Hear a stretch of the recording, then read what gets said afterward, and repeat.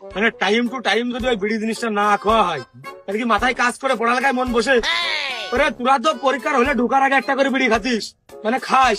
আর আমি সেই আমলে যখন পড়ালেখা করেছি, ওই পরীক্ষার আগের দিনকে বাজারে 2 ফাইল করে বিড়ি কিনে যেতাম ডারবি, একবারে 2 ফাইল শেষ করে পরীক্ষার হলে ঢুকতাম, আবার সে নারকেল বেড়ে বাজারে আবার 3 ফাইল খেয়ে বাড়ি আসতাম।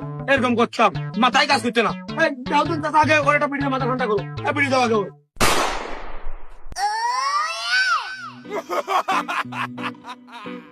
এনে 2 ডান দিয়ে আমার দে, আরেকটা কাস্টম খোলে। আরে এই দুনিয়ার তাল বাহানা বুঝলাম না এক রতি। মালটা ভাই, আপনি ফুটবল ভালো খেলেন তা ভালো কথা, কিন্তু আপনার পায়ে যে এত জোর, এটা আপনার করা উচিত হয়নি। আপনি কতি পাইতেন আপনার মাথায় জোর, আপনি হেড দিয়ে মাথার চুলগুলো সব আপনার উঠে গেছে, খোড়ো জমিনে একটা প্রমাণ থাকতো।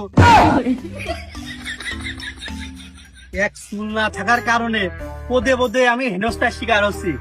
এই তোর বিশ্বাস না হলি ওই তারেক মনোয়ারের কাছে শুনিস, 1990 সালে দুইজন আমরা ইংলিশ প্রিমিয়ার লিগ খেলেছি, ওই স্ট্রাইকার আর আমি ডিফেন্সে।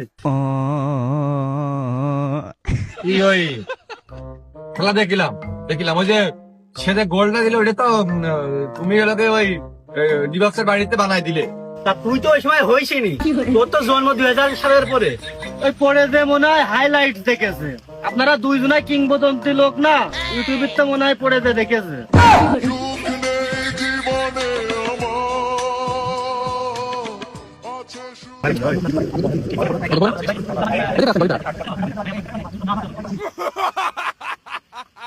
তবে মেসির কপালে দুঃখ আছে, ওর খেলাধুলো হয় না।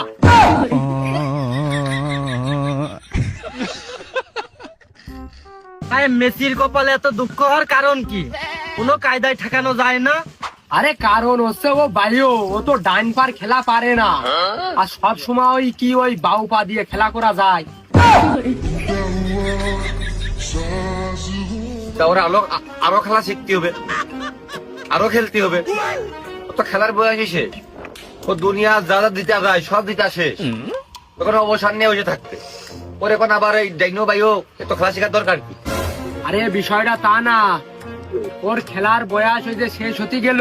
আচ্ছা, ও বাম পা ছাড়া খেলা পারে না, অবসর টাইমই ওর তো আর কেউ খেলাও নেবে না, কারণ ও তো ডাইন পায়ের খেলা তো পারে না। ও খাবে কি, ও চলবে কি? আরে রাজার গুলা যদি ভরা থাকে, যদি বসে বসে খায়, সে গুলা শেষ হয়ে যায়। আমার টেনশন হচ্ছে ওই মেসি শেষ বয়সে ও কি করে খাবে। মাইরে পালাইছে রে লেঙ্কা, মাইরে পালাইছে। তাহলে আর কি, শেষ বয়সে ওর তো আসলে যদি কাজ কাম না থাকে চাইল